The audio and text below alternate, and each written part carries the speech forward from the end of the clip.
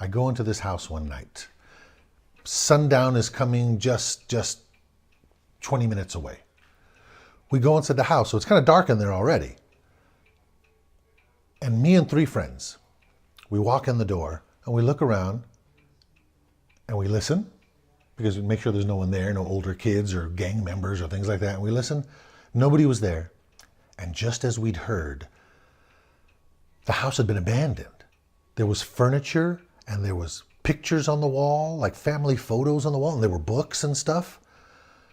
Everything was in the house. It had been abandoned.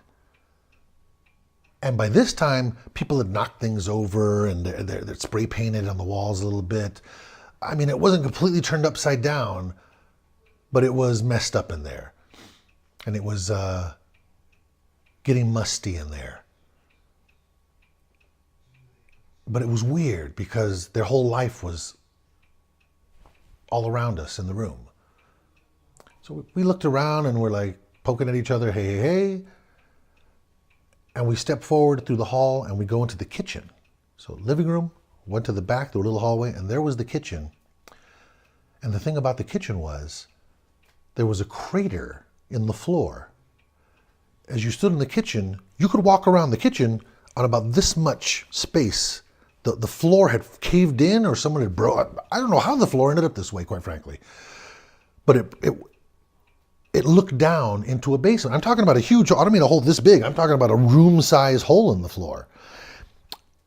And you could look down into the basement. My first basement, by the way.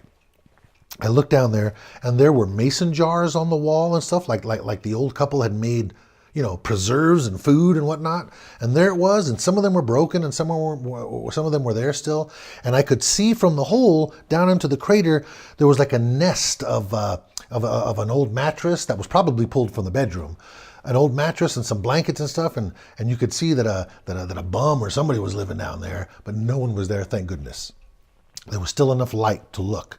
And so we looked, and I could totally see mason jars, and you could see it was like an old root cellar, as they say, right? I don't know anything about root cellars, I only know it from books, but that's what this was, I could tell. Very interesting to me. I'd never seen a basement before. And I'd never seen a derelict house before in an abandoned home, and I'd had my fill. So there were four of us. Two of us were like, okay, we saw enough, let's go. Frank, I'm just going to mention the only one name, Frankie V, who's a little skinny bird head chicken. For whatever reason, he says to all of us, hey, let's go down there into the basement. Because there was a door in the kitchen we assumed was the door that went to that basement. I wanted no part of it. I wasn't going to the basement. Neither was my buddy. But Frank and this other guy, yeah, chickens, they're poking at each other. Hey, no. I'm not going down there. You go down there.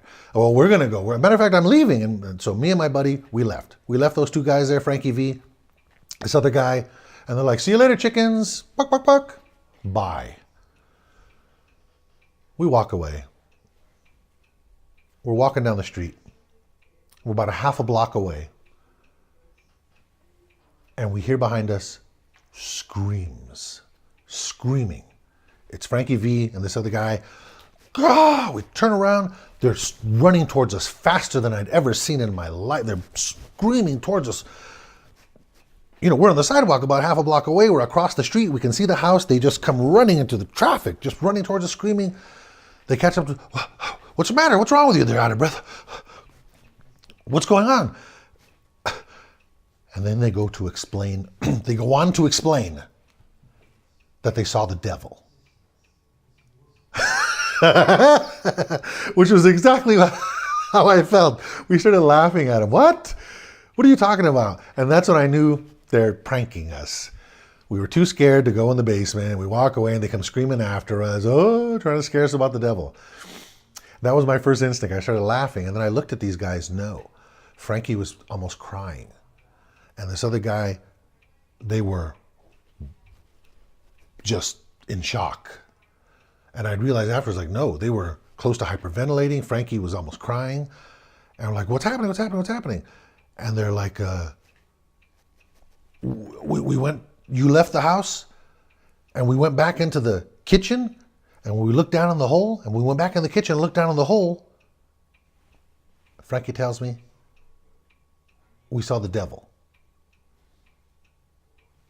I looked at the other guy. He's like, swear to God.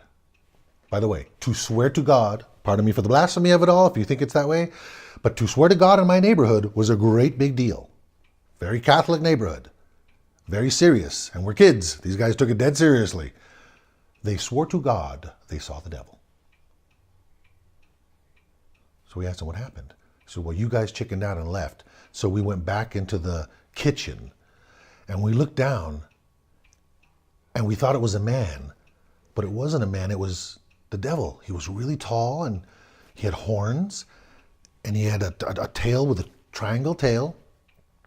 His skin was really shiny and slick.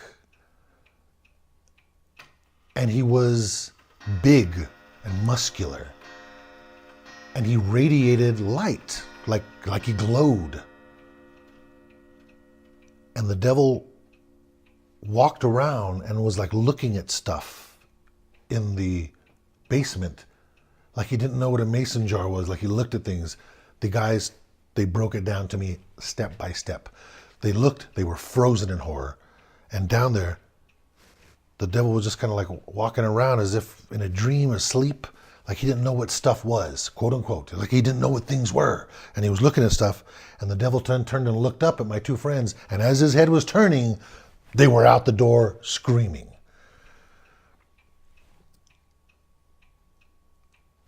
I don't know what to think of it. I believe him implicitly. And so, I don't know. Have you seen the devil?